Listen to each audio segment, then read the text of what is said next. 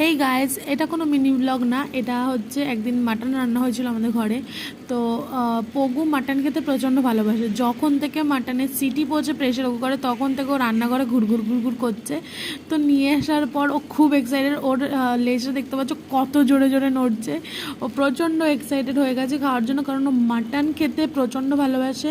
Mutton আর মেটেটা খেতে খুব ভালোবাসে। দেখো ওকে, মানে আমি ফু দিচ্ছি, এত গরম যে আমি ফু দিয়ে দিচ্ছি যে ঠান্ডা হয়ে গেলে তবে দেবো। ওর হবে না, ওকে আগে দিতে হবে।